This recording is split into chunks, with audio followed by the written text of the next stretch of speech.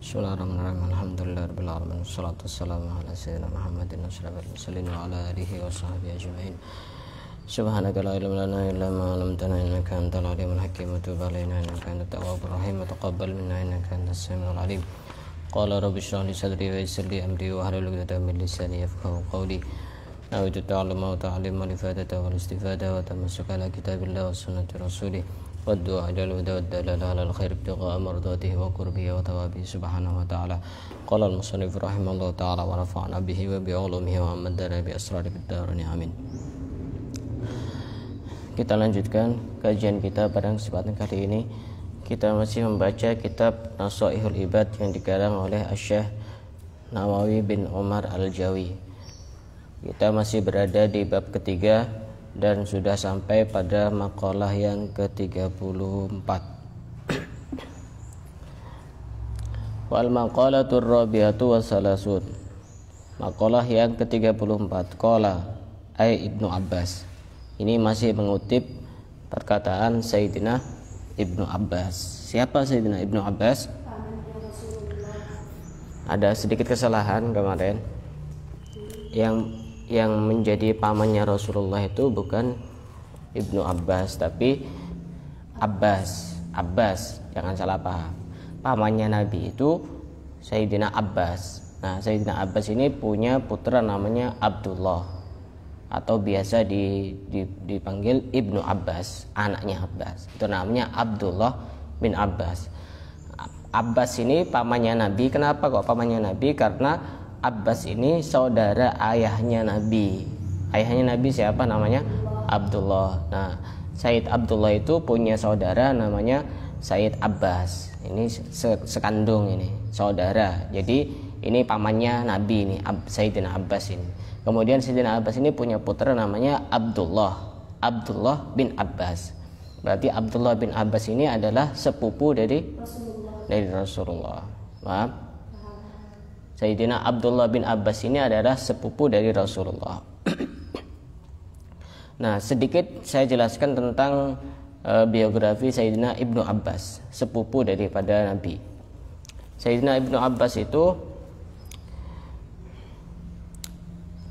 juga dijuluki Abul Abbas. Kemudian Sayyidina Ibnu Abbas ini punya lakop itu semacam gelar yang digelari dengan Turjumanul Quran. Sayyidina Ibnu Abbas ini orang yang paling paham terhadap tafsir Al-Quran.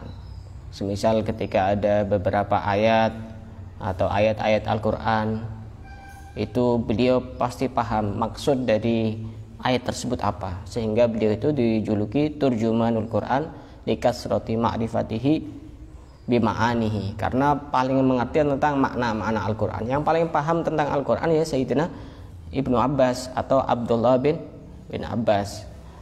Jangan gagal paham. Kalau disebut Ibnu Abbas, yaitu maksudnya Abdullah bin Abbas. Kayak semisal Ibnu Mas'ud, itu namanya Abdullah bin Mas'ud. Banyak seperti itu. Seperti Ibnu Umar, itu rata-rata Abdullah semuanya. Abdullah bin Umar, berarti anaknya Sayyidina Umar, namanya Abdullah. Nah, Ibnu Abbas ini waktu beliau lahir sekitar 3 tahun sebelum hijrah. Pada saat beliau lahir langsung dibawa oleh Nabi, dibawa di hadapan Nabi. Sayyidina Ibnu Abbas ini waktu Rasulullah wafat usianya masih 13 tahun. Jadi masih sangat muda sekali. Bayangkan sebelum usia itu beliau sudah sangat alim sekali. Kenapa kok bisa alim seperti itu? Ya, salah satu faktornya pertama karena pas waktu lahir beliau dibawa di hadapan Nabi, kemudian diadzani di telinga kanan dan diqomati di telinga kiri, kemudian ditahnik oleh Nabi. Tahu ditahnik? Ini yang kalau adzan itu kemungkinan masih banyak yang melakukan. Kalau tahnik ini jarang biasanya. Tahnik itu jadi anak kecil dibawa kepada orang soleh, bawa kurma, yang pastinya kurma yang enak, jangan kasih kurma yang agak keras-keras itu, kurma yang bagus lah. Setelah itu kurmanya disuruh makan sama orang soleh tersebut sampai halus. Setelah itu nanti setelah halus biasanya pakai jari kanan seperti ini diambil dari mulutnya orang soleh itu, kemudian dioles-oleskan di langit-langit atau di gusi-gusinya bayi yang masih kecil itu. Itu namanya tahnik, itu namanya. Dan itu sunnah. Itu penting. Kenapa kok penting? Karena kalau sudah dimakan sama orang soleh itu campur sama lidahnya orang soleh, sama ludahnya orang soleh. Ludahnya orang soleh tidak sama dengan ludahnya kita. Nah, sudah sering dipakai zikir, baca Quran, baca sholawat, baca yang baik, menyampaikan ilmu dan lain sebagainya, sehingga ludahnya itu tidak sama dengan ludah kita. Kemudian dioles-oleskan situ sehingga bercampur dengan sesuatu yang ada pada bayi tersebut. Nah, pada saat Sayyidina Ibnu Abbas, Abdullah bin Abbas lahir itu juga seperti itu kan, ditahnik namanya. Itu bagusnya seperti itu. Jadi kalau ada orang soleh itu ambil kesempatannya nanti kalau punya anak. Misalkan ada pengajian umum di tempat ini, cepat-cepat datang bawa anaknya. Kemudian nyabis ke beliau itu. Kalau udah ada kurma, madu. Kalau udah ada kurma, madu. Ya madu yang asli, jangan madu yang kayak di toko-toko itu. Jangan diganti yang lain, ganti permen, jangan. Kasihan anaknya nanti. Permen walaupun dihaluskan kayak apa halusnya permen itu, beda. Ya pilihannya yaitu bisa kurma, bisa madu. Itu penting. Ya kenapa sampai Sayyidina Abdullah bin Abbas bisa sehebat itu? Karena juga salah satu faktornya pernah diadari Nabi, pernah diiqamati Nabi, dan juga pernah ditahnik Nabi. Jadi ada sambungan itu, ada sambungan. Minimal ada yang nempel di mulutnya si bayi itu. Nah, pada saat seperti itu Rasulullah pernah mendoakan kepada Sayyidina Abdullah bin Abbas, Allahumma faqihhu fiddin wa 'allimhu ta'wil. Ya Allah, pintarkan ini anak ini Abdullah bin Abbas tentang agama, jadikan dia orang yang paham betul tentang agama, ahli fikih dan lain sebagainya, wa 'allimhu ta'wil, dan ajari untuk mengerti makna-makna daripada Al-Quran sehingga betul. Jadi setiap hari itu Abdullah bin Abbas buka majlis itu penuh itu, majlisnya itu dari ruang tamu sampai kamar-kamarnya semuanya terisi penuh. Tiap hari itu buka majlisnya beda-beda pembahasan. Semisal hari ini buka majlis fikih, nah beda lagi temanya lain lagi, misalkan tauhid atau dan sebagainya. Itu semuanya full. Saking alimnya beliau itu Sayyidina Abdullah bin Abbas. Sebab apa? Yaitu sebab bertabaruk dengan orang soleh itu. Bertabaruk dengan orang soleh. Ini yang jarang dilakukan itu. Mentahnik anak. Anak saya sudah ditahnik. Ya, saya manfaatkan ketika ada tamu-tamu dari Yaman datang ke sini, langsung saya datang. Karena biasanya saya diundang biasanya. Diundang ya otomatis saya manfaatkan kesempatannya. Beliau istirahat di mana sebelum naik ke panggung ya saya datang ke situ ditahnik. Bagus itu, manfaatnya sangat luar biasa. Nah, Sayyidina Ibnu Abbas ini pernah meriwayatkan hadis 1660 hadis. 1660 hadis yang pernah diriwayatkan oleh Sayyidina Ibnu Abbas, dan beliau wafat di Taif sekitar tahun 68 Hijriah. Waktu itu beliau berumur 72 tahun. Jadi beliau wafat pada usia umur 72 tahun.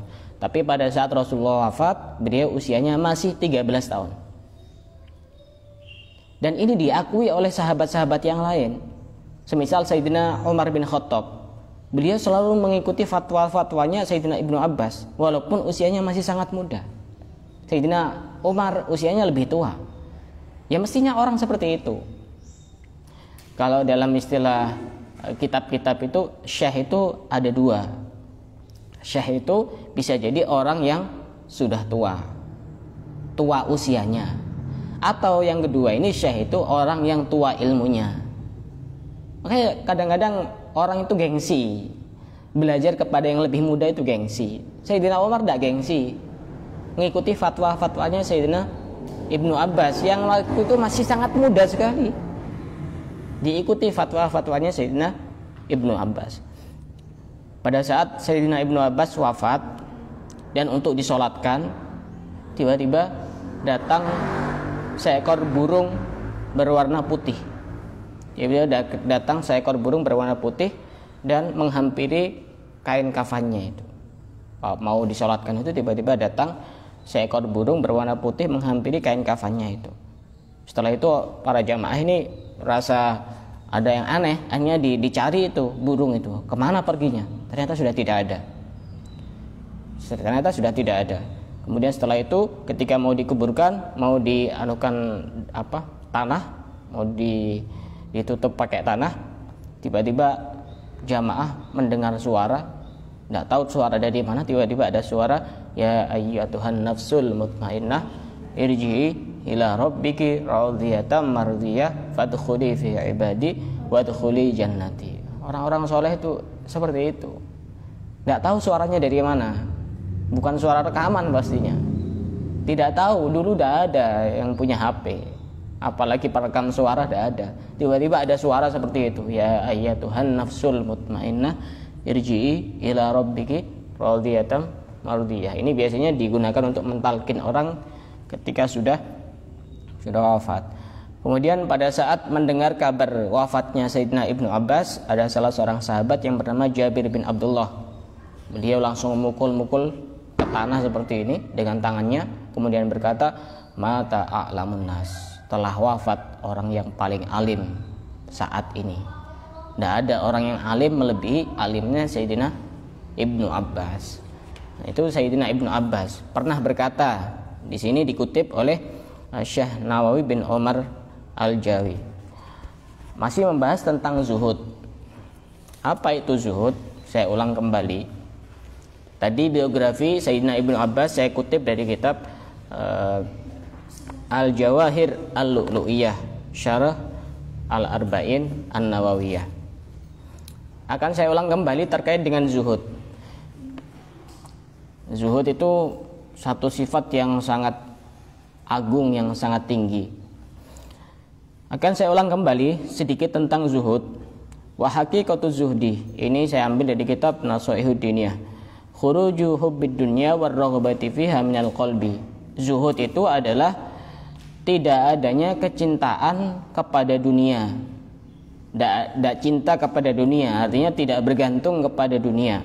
Wa hawanud dunya 'alal abdi, dunia itu ya sesuatu yang ringan, yang remeh, bukan sesuatu yang sangat berharga. Hatta yakuna idbarud dunya wa qillatu syai'in minha habba ilaihi wa athara indahu min iqbalid dunya wa kasratiha. Sehingga hilangnya dunia dan sedikitnya dunia lebih dicintai daripada dia memiliki dunia yang sangat banyak. Itu namanya zuhud. Kita ini ya walaupun tidak bisa ya bukan berarti kemudian tidak berusaha. Ya kita berusaha bagaimana caranya agar tidak terlalu bergantung kepada dunia. Dunia itu apa? Ya bukan cuma harta, bisa juga keluarga. Kalau kata orang itu dunia itu meliputi 3 hal. Harta, tahta, wanita. Dunia itu tidak lepas dari itu. Ketika kita kehilangan harta, ya berarti memang itu bukan milik kita. Itu berarti memang sudah ditakdir oleh Allah. Kita sudah sering kali diingatkan oleh Al-Imam Al-Haddad, la yaksur hamuk makudir yakun. Tak usah galau, yang sudah ditakdirkan oleh Allah pasti terjadi. Kita mau mikir sesusah apapun juga tidak bakal bisa berubah kan. Urusan jodoh itu juga sudah takdir Allah. Sudah takdir Allah. Nanti sudah waktunya, nanti tidak usah dipikir seperti itu. Tidak usah dipikir urusan jodoh itu. Cukup kita berusaha untuk melakukan kewajiban-kewajiban kita setiap hari. Waktunya sholat ya sholat, waktunya belajar ya belajar, waktunya cari ilmu ya cari ilmu. Tidak usah terlalu serius memikirkan jodoh. Sudah diatur sama Allah. Nanti kalau sudah waktunya pasti akan datang orang yang tepat itu. Kalau dipikir terus pusing itu nanti. Iya, tambah kurus itu. Tambah kurus, terus tidak nafsu makan. Semua itu terasa kayak setan itu dilihatnya itu, bikin orang itu jadi sumpek gitu ngelihat orang itu. Kayaknya tidak usah. Semua itu dunia juga itu. sudah diatur sama Allah. Wa amma min haitsu dzahir fayakunu zahidu munzawiyan anid dunya. Ciri-ciri orang yang zuhud itu ya berpaling dari dunia. Jadi jangan diartikan zuhud ini biasanya orang-orang yang baru belajar apalagi belajarnya tanpa guru. Dari terjemahan zuhud itu pokoknya orang hidup harus dalam keadaan gembel. Itu zuhud. Bukan. Zuhud itu bisa jadi orang yang sangat kaya sekali tapi hatinya tidak bergantung kepada dunia. Contohnya siapa? Syekh Abdul Qadir Jailani. Syekh Abdul Qadir Jailani ini termasuk orang yang sangat kaya waktu itu. Apakah kemudian Syekh Abdul Qadir Jailani dikatakan orang yang tidak zuhud? Sangat zuhud. Imamuz Zahidin, pemimpinnya orang-orang yang zuhud waktu itu, dan bahkan termasuk wali kutub. Wali kutub itu kalau adanya cuma satu di dunia, wali kutub itu. Jadi seandainya di dunia ini tidak ada wali kutub, ini mungkin sudah hancur itu. Wali kutub itu salah satu tugasnya ya mendoakan itu. Dosa-dosanya umat ini, dosa-dosanya kita ini didoakan, dimintakan ampun kepada Allah, sehingga dunia ini masih bisa bertahan. Wali kutub itu sedunia cuma ada satu. Ketika sudah wafat ya diganti satu lagi. Termasuk yang pernah menjabat wali kutub yaitu Al-Habib Abdullah bin Ali Al-Haddad, pengarang Rotib Haddad. Itu dalam sejarah beliau menjabat wali kutub selama kurang lebih 40 tahun, sangat lama sekali. Dan wali kutub itu jabatan yang bukan jabatan yang mudah, tapi jabatan yang sangat berat, sehingga orang-orang yang pernah menjabat wali kutub itu rata-rata cuma sebentar. Kadang-kadang yang cuma ada yang 1 bulan, 2 bulan. Tapi ya, ini Imam Haddad ini sampai 40 tahun, saking hebatnya Imam Haddad ini. Wali kutub seperti itu. Dan juga yang pernah menjabat jadi wali kutub seorang habaib kelahiran Besuki yang makamnya ada di Gresik, Habib Abu Bakar bin Muhammad As-Segaf. Itu beliau juga wali kutub yang makam umiknya itu ada di Bloro, di timurnya Puskesmas yang arah mau ke jembatan Bloro itu, di situ. Itu putranya itu wali kutub kelahiran Besuki. Besuki perlu berbangga punya orang yang pernah jadi wali kutub. Juga yang pernah menjabat jadi wali kutub itu Habib Abdul Qadir bin Ahmad As-Segaf, yang pernah saya posting di grup itu, diceritakan itu ada Habib Abdul Qadir bin Ahmad As-Segaf. Itu salah satu gurunya Habib Umar, juga gurunya Habib Ali Jufri, dan banyak ulama-ulama yang lain yang juga berguru kepada beliau. Pernah ada satu cerita unik juga. Waktu itu Habib Ali Al-Jufri, pernah tahu Habib Ali Al-Jufri yang orangnya ganteng itu? Ya, tahu ya, tahu. Habib Ali Jufri ini pernah mau berguru kepada Habib Abdul Qadir bin Ahmad As-Segaf. Kita harus hafal nama-namanya orang-orang soleh. Kadang-kadang cuma ngerti fotonya, ditanya namanya tidak tahu. Habib Abdul Qadir bin Ahmad As-Segaf. Kalau habaib itu kita harus hafal binnya karena banyak yang sama. Waktu itu mau berguru kepada Habib Abdul Qadir bin Ahmad As-Segaf. Cuma beliau ada di Jeddah. Jeddah itu mana? Mekah. Ya, bukan timurnya sini, bukan. Jeddah itu dekatnya Mekah sana, di Jeddah. Ada di Jeddah. Waktu itu Habib Ali itu pengen berguru kepada Habib Abdul Qadir. Kemudian Habib Abdul Qadir bilang, "Kamu tidak usah berguru ke sini. Cari orang, nanti dia ada di Mekah, sedang berada di dekatnya Ka'bah, sedang tawaf. Di sana ada namanya Umar, Habib Umar maksudnya. Ada namanya Umar. Nanti kamu berguru kepada orang itu." Sehingga Habib Ali itu setelah dari Habib Abdul Qadir langsung cari di Mekah itu, di sekitar Ka'bah situ. Kemudian ketemu sama Habib Umar. Sebelum Habib Ali ini bilang apa-apa, Habib Umar bilang, "Kamu yang namanya Ali Al-Jufri." Ya. Waktu itu Habib Umar masih sangat muda sekali. Sehingga Habib Ali ini termasuk murid seniornya Habib Umar, yang muridnya saja seperti itu, dakwahnya itu luar biasa. Kalau Habib Ali itu dakwahnya di sekitar Afrika sana. Kalau Habib Umar itu lebih sering ke Asia. Itu sudah mubalik internasional itu. Dakwahnya bukan cuma lokalan, tapi sudah, kalau Habib Ali itu kayak di Manchester, terus di pemain-pemain bola itu banyak. Di sana dakwahnya Habib Ali itu memang bagi tugas. Itu juga pernah menjabat sebagai wali kutub, dan otomatis kalau wali kutub ya orang yang sangat zuhud sekali.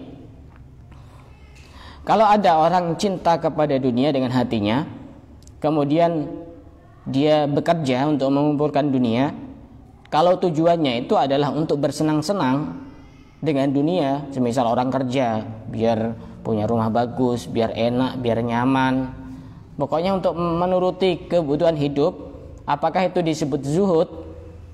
Tidak, itu termasuk orang yang cinta dunia. Tapi kalau ada orang mengumpulkan dunia, misalkan agar saya punya banyak uang, kerja dan kerja, agar contoh misalnya nanti saya hidupnya enak, biar tidak minta-minta kepada orang lain, atau biar agar saya bisa membantu dakwahnya orang untuk menyebarkan agama Islam, maka yang seperti itu tidak bisa dikatakan orang yang cinta dunia. Tapi jika memang itu benar-benar ikhlas, maka itu adalah hal yang baik. Kemudian ada jenis orang yang berikutnya juga. Ada orang itu yang mencari dunia. Dia cinta dunia dan mencari dunia, tapi tidak dimudahkan oleh Allah, sehingga dia hidup dalam keadaan fakir. Apakah orang fakir bisa disebut orang zuhud? Belum tentu. Kalau fakirnya dia adalah fakir yang memang benar-benar menerima dengan apa yang sudah ditetapkan oleh Allah, maka bisa jadi orang tersebut adalah orang yang zuhud. Makanya ukuran zuhud itu bukan ukuran kaya dan miskin, bukan.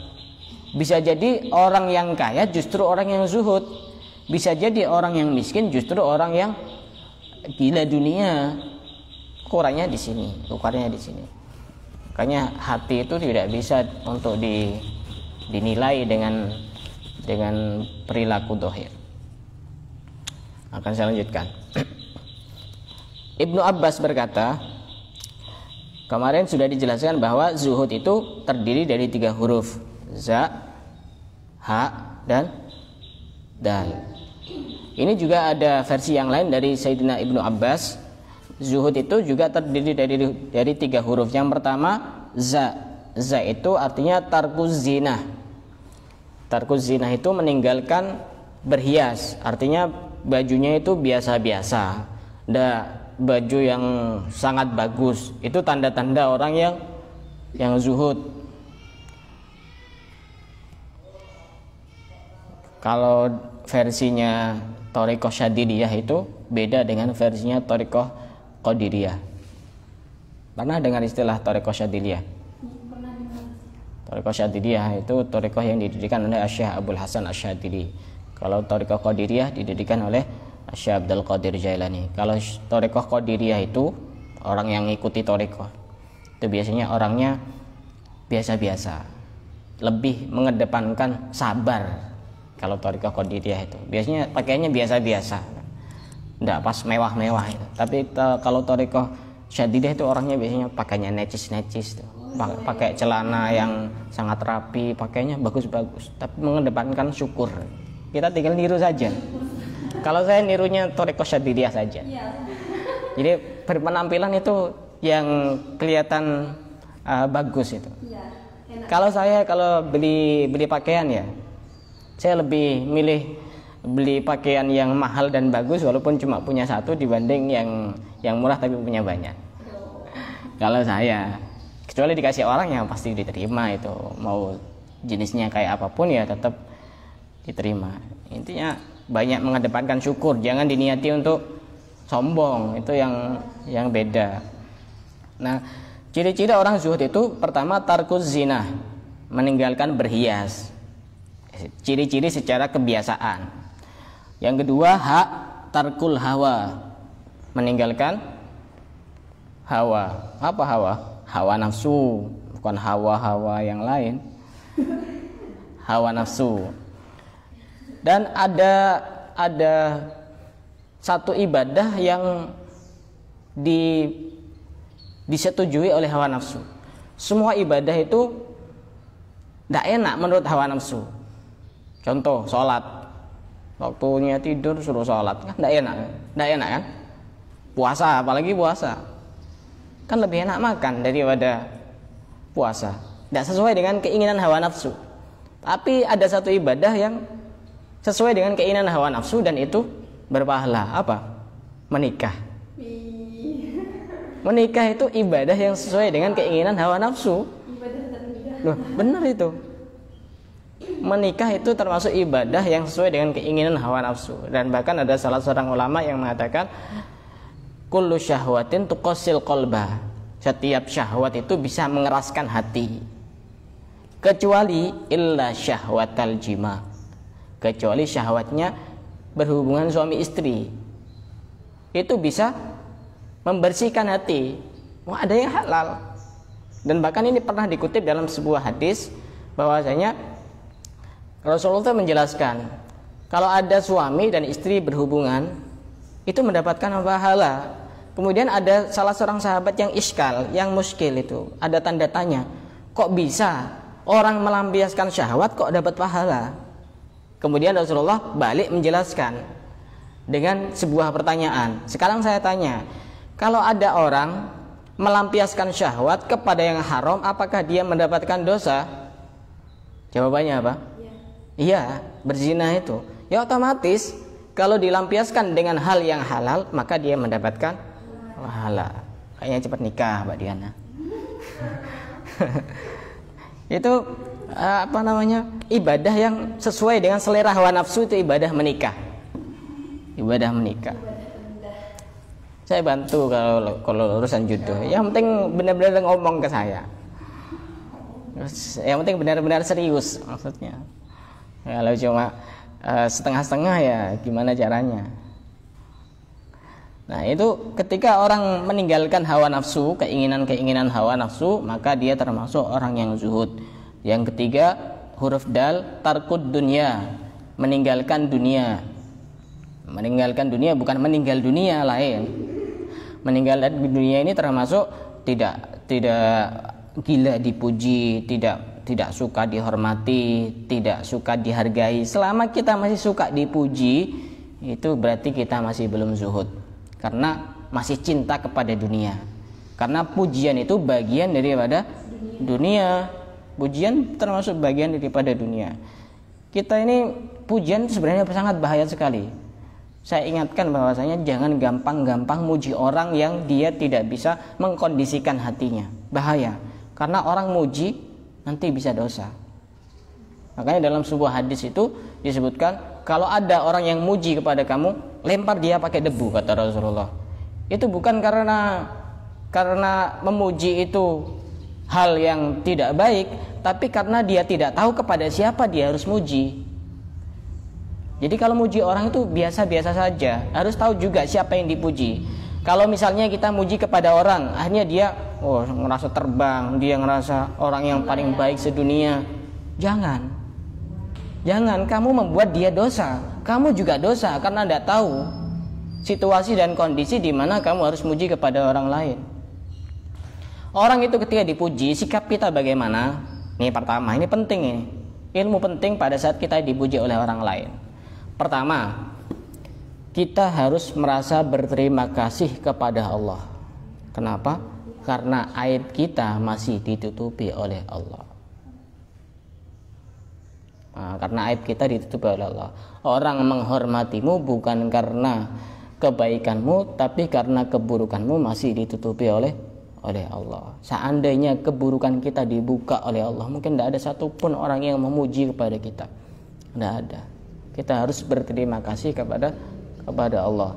Kemudian yang kedua, kita juga harus berdoa mestinya sebagaimana yang pernah diajarkan oleh Sayyidina Ali bin Abi Thalib, Allahumma ja'alni khairan mimma yadunnun wa la tu'akhidni bima yaqulun waghfir li ma la ya'lamun.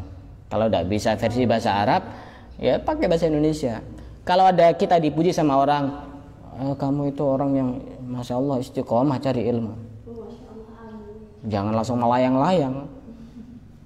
Yang harus kita lakukan apa? Semoga saya lebih baik dari itu. Pertama, saya enggak.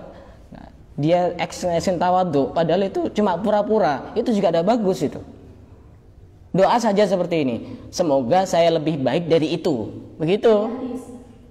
Ya, jangan di depannya orang. Nanti tambah doanya itu ya hanu itu nanti dibuat-buat nanti. Ya atau langsung juga ada apa untuk mengontrol hati kita biar tidak gampang terlena dengan pujian. Ya semoga saya lebih baik daripada itu. Itu. Yang kedua doanya wala tu'akhidni bima yaqulun. Ya Allah jangan siksa aku dengan apa yang mereka ucapkan. Ya karena bisa jadi kalau kita terlena kita bisa disiksa oleh Allah sebab pujian itu. Yang ketiga waghfir lima la ya'lamun, dan ampuni aku karena mereka tidak tahu tentang diriku yang sesungguhnya. Orang memuji karena dia taunya ya itu. Yang lain kan tidak tahu. Yang lebih tahu ya diri kita sendiri.